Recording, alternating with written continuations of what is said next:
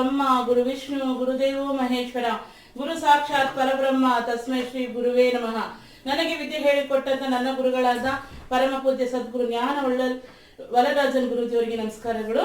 ಎಲ್ಲರಿಗೂ ನಮಸ್ಕಾರ. ನಾನು ನಿಮ್ಮ KP ಕಲ್ಪನಾ ಲಕ್ಷ್ಮಿ ಮಾತಾಡ್ತಾ ಇದ್ದೀನಿ. ಇವತ್ತು ನಿಮ್ಗೆ ಯಾವ ವಿಷಯದ ಬಗ್ಗೆ ತಿಳಿಸ್ಕೊಡ್ತೀನಪ್ಪ ಅಂದ್ರೆ, ತುಂಬಾ ಜನ ನಮ್ಗೆ ಫೋನ್ ಮಾಡಿ ಕೇಳಿದ್ದಾರೆ, ಮೇಡಮ್ ಸ್ವಲ್ಪ ಪರಿಹಾರಗಳು ಹೇಳ್ಕೊಡಿ. ನಾವು ಯಾವ್ದಾದ್ರು ಪೂಜೆಗಳು ಮಾಡ್ತಾ ಇದೀವಿ, ಆದ್ರೂ ನಮ್ಗೇನು ಫಲ ಸಿಗ್ತಾ ಇಲ್ಲ. ನಾವು ಯಾವ ಪೂಜೆ ಮಾಡಿದ್ರೆ ನಮ್ಗೆ ಒಳ್ಳೇದಾಗತ್ತೆ, ಅದ್ರ ಪರಿಹಾರಗಳು ಹೇಳಿ ಅಂತ ಎಲ್ಲರೂ ರಿಕ್ವೆಸ್ಟ್ ಮಾಡ್ಕೊಂಡ್ರು. ಅವ್ರ ರಿಕ್ವೆಸ್ಟ್ ಮೇಲೆಗೆ ನಾನು ನಿಮ್ಗೆ ಇವಾಗ ಯಾವ ದೇವ್ರು ನನಗೆ ಪೂಜೆ ಮಾಡ್ಬೇಕು ಅಂತ ನಿಮ್ಗೆ ತಿಳಿಸ್ಕೊಡ್ತೀನಿ. ಮತ್ತೆ ನಿಮ್ಗೆ ಎಲ್ಲ ಟ್ಯಾಲೆಂಟ್ ಇರುತ್ತೆ ಜೀವನದಲ್ಲಿ, ಎಲ್ಲ ಟ್ಯಾಲೆಂಟ್ ಇರುತ್ತೆ, ಆದ್ರೆ ಸಾಧನೆ ಮಾಡಕ್ ಆಗ್ತಾ ಇರಲ್ಲ. ಮತ್ತೆ ಯಾವುದೇ ಒಂದು ತೊಂದರೆಗಳು ಬರ್ತಾನೆ ಇರುತ್ತೆ, ಜೀವನದಲ್ಲಿ ಹೋರಾಟ ಇದೇ ಇರುತ್ತೆ. ಇದಕ್ಕೆಲ್ಲ ಕಾರಣ ಪೂರ್ವ ಜನ್ಮದ ಕರ್ಮಗಳು. ಜನ್ಮದಿಂದ ಕರ್ಮಗಳಿದ್ರೆ ನಮ್ಗೆ ಎಷ್ಟೋ ಟ್ಯಾಲೆಂಟ್ ಇದ್ರು ನಾವು ಪ್ರಪಂಚಕ್ಕೆ ತೋರ್ಸಕ್ಕಾಗಲ್ಲ, ಸಾಧನೆ ಮಾಡಕ್ಕಾಗಲ್ಲ. ಅದಕ್ಕೆ ನಾವು ಯಾವ ದೇವ್ರನ್ನ ನಾವು ಪೂಜೆ ಮಾಡ್ಬೇಕು ಅಂದ್ರೆ, ನಿಮ್ ಲಗ್ನ ನೋಡ್ಕೊಳ್ಳಿ. ನಿಮ್ ಲಗ್ನದಿಂದ 5ನೇ ಮನೆ ಅಧಿಪತಿನ ನೀವು ಆರಾಧನೆ ಮಾಡೋದ್ರಿಂದ ಬಹಳ ಎತ್ತರಕ್ಕೆ ಬೆಳಿಬಹುದು. ಮತ್ತೆ ನೀವು ನಿಮ್ಮ ಸಂಕಲ್ಪಗಳನ್ನೆಲ್ಲ ನೀವು ನೆರವೇರಿಸ್ಕೋಬಹುದು. ಮತ್ತೆ ಇವತ್ತು ಮೊದಲನೇ ನಾನು ಮೇಷಲಗ್ನ ತಿಳಿಸ್ಕೊಡ್ತೀನಿ. ಮೇಷಲಗ್ನಕ್ಕೆ 5ನೇ ಮನೆ ಸಿಂಹರಾಶಿ. ಸಿಂಹರಾಶಿలో ಅದಕ್ಕೆ ಅಧಿಪತಿ ಸೂರ್ಯ. ಸೂರ್ಯ ಆದ್ರೆ ನೀವು ಶಿವನ ಆರಾಧನೆ ಮಾಡೋದ್ರಿಂದ, ಮತ್ತೆ ಪ್ರದೋಷ ಪೂಜೆಗಳು ಮಾಡೋದ್ರಿಂದ, ಮತ್ತೆ ಪ್ರದೋಷದ ಪೂಜೆ ದಿನ ಬಂದ್ಬಿಟ್ಟು ನೀವು ನಿಮ್ಮ ವಯಸ್ಸಿನ ಅನುಗುಣವಾಗಿ ನಿಮ್ಗೊಂದು 30 ವರ್ಷ ಆದ್ರೆ 30 ದೀಪಗಳು ಹಚ್ಚೋದ್ರಿಂದ, ಮತ್ತೆ ಗರ್ಭಗುಡಿನಲ್ಲಿ ದೀಪಕ್ಕೆ ಎಣ್ಣೆ ಕೊಡೋದ್ರಿಂದ ನೀವು ಬಹಳ ಎತ್ತರಕ್ಕೆ ಬೆಳಿತೀರಾ. ಮತ್ತೆ ನೀವು ಶಿವನಿಗೆ ವಿಭೂತಿ ಅಭಿಷೇಕ ಮಾಡೋದು, ನಿಮ್ಮ ನಕ್ಷತ್ರ ದಿನ ಶಿವನ ದೇವಸ್ಥಾನದಲ್ಲಿ ವಿಭೂತಿ ಅಭಿಷೇಕ ಮಾಡಿದ್ರೆ ನೀವು ಬಹಳ ಬಹಳ ಎತ್ತರಕ್ಕೆ ಬೆಳಿತೀರಾ. ಯಾವತ್ತೂ ಅಷ್ಟೇ ನಾವು 5ನೇ ಮನೆ ಅಧಿಪತಿ ದೇವರನ್ನ ಪೂಜೆ ಮಾಡೋದ್ರಿಂದ ನಮ್ಮ ಪೂರ್ವ ಜನ್ಮದ ಕರ್ಮಗಳು, ಶಾಪಗಳು, ದೋಷಗಳು ಎಲ್ಲಾನು ಪರಿಹಾರ ಆಗತ್ತೆ. ಮತ್ತೆ ನಾವು ಶಿವನ ಆರಾಧನೆ ಮಾಡಕ್ ಮೊದಲು ನಂದೀಶ್ವರನ ನಾವು ಆರಾಧನೆ ಮಾಡ್ಬೇಕಾಗತ್ತೆ. ಆಮೇಲೆ ವೃಷಭ ಲಗ್ನದವರು ಮತ್ತೆ ಕುಂಭ ಲಗ್ನದವರು, ಅವ್ರಿಗೆ 5ನೇ ಮನೆ ಬಂದ್ಬಿಟ್ಟು ವೃಷಭ ಲಗ್ನಕ್ಕೆ ಕನ್ಯಾ ರಾಶಿ, ಮತ್ತೆ ಕುಂಭ ಲಗ್ನಕ್ಕೆ 5ನೇ ಮನೆ ಬಂದು ಮಿಥುನ ರಾಶಿ. 2 ಮನೆಗೂ ಬುಧ ಗ್ರಹನ ಅಧಿಪತಿ. ಇವ್ರು ಯಾರನ್ನಪ್ಪ ಆರಾಧನೆ ಮಾಡ್ಬೇಕು? ವೃಷಭ ಲಗ್ನದವರು ಮತ್ತೆ ಕುಂಭ ಲಗ್ನದವರು ಯಾವ ದೇವರನ್ನ ಆರಾಧನೆ ಮಾಡ್ಬೇಕು ಅಂದ್ರೆ, 5ನೇ ಮನೆ ಅಧಿಪತಿಗಳು ಇವರಿಗೆ ಬುಧ ಆಗಿರೋದ್ರಿಂದ ಶ್ರೀನಿವಾಸನ ಆರಾಧನೆ ಮಾಡೋದ್ರಿಂದ, ಮತ್ತೆ ಆಂಜನೇಯನ ಆರಾಧನೆ ಮಾಡೋದ್ರಿಂದ ನೀವು ಬಹಳ ಎತ್ತರಕ್ಕೆ ಬೆಳಿತೀರಾ. ಮತ್ತೆ ಬುಧವಾರ ದಿನ 21 ವೀಳ್ಯದೆಲೆ ಹಾರನ ಬುಧವಾರ ಸಂಜೆ ಬುಧನ ಹೊರೆನಲ್ಲಿ ನೀವು ಹಾಕೋದ್ರಿಂದ ನಿಮ್ಮ ಶಾಪಗಳಾಗ್ಲಿ, ದೋಷಗಳಾಗ್ಲಿ ಎಲ್ಲಾನು ಪರಿಹಾರ ಆಗಿ ಪಿತೃ ದೋಷ ಕೂಡ ಪರಿಹಾರ ಆಗತ್ತೆ. ಈ ರೀತಿ ಮಾಡ್ಕೊಂಡ್ರೆ ನೀವು ಜೀವನದಲ್ಲಿ ಬಹಳ ಬಹಳ ಎತ್ತರಕ್ಕೆ ಬೆಳಿತೀರಾ.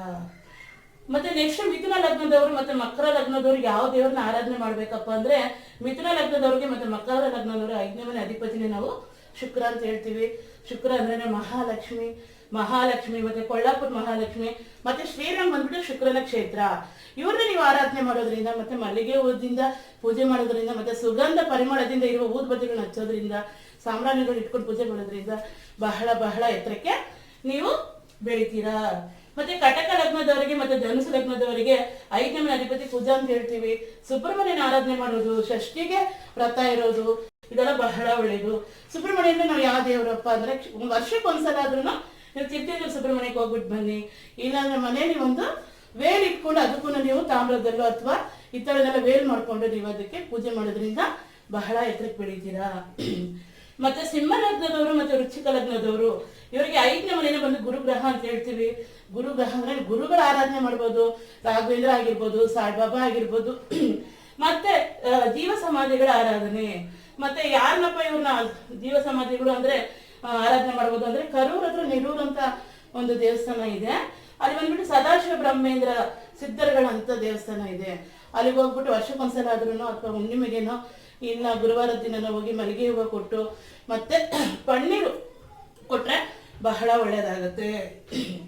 ಮತ್ತೆ ಕನ್ಯಾ ಲಗ್ನದವರು ಮತ್ತೆ ತುಲಾ ಲಗ್ನದವರು ಯಾವ ದೇವ್ರನ್ನಪ್ಪ ಆರಾಧನೆ ಮಾಡ್ಬೇಕು ಅಂದ್ರೆ, ಇವ್ರಿಗೆ 5ನೇ ಮನೆ ಅಧಿಪತಿನೇ ಶನಿ ಗ್ರಹ ಅಂತ ಹೇಳ್ತೀವಿ. ಶನಿ ದೇವರು ಅಂದ್ರೆ ಕರಿವರದ ಪೆರುಮಾಳ್ ಮತ್ತೆ ಕರುಪು ಸ್ವಾಮಿ ಅಂತ ಹೇಳ್ತೀವಿ. ಅದೆಲ್ಲ ಇಲ್ಲಿ ಸಿಗಲ್ಲ ಅನ್ಸುತ್ತೆ.